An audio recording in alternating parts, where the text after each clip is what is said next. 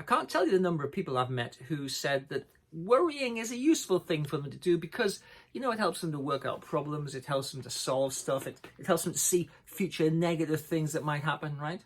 Here's the thing of it, though. You might think that you have a voice. Well, you do have a voice. Most people have a voice inside their heads, right? And it's an ongoing narration, if you like.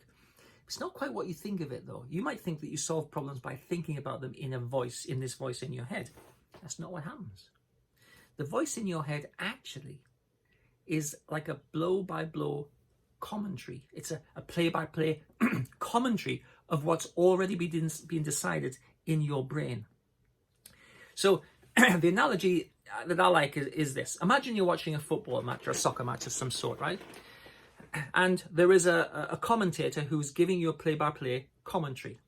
So, you know, the player's got the ball heading towards the goal. Now, you're watching the TV, so you're watching that event, but you're also listening to the commentary. Now, you're watching the event more or less in real time, but you're listening to the commentary a couple of seconds after the event has happened, because, of course, the commentator has to see it, has to process it, has to talk it.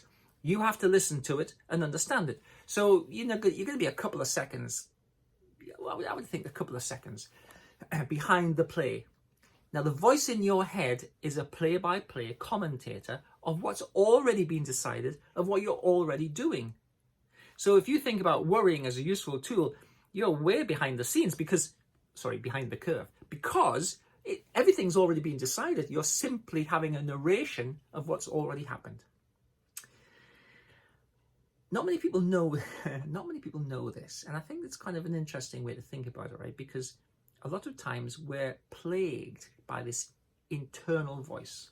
It can be very critical, it can be negative, it can be self-defeating, it can be all sorts of stuff, right?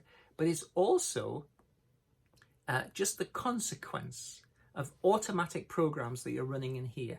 And once you understand that, I think it gives you a much more powerful kind of perspective on what's really happening in your brain.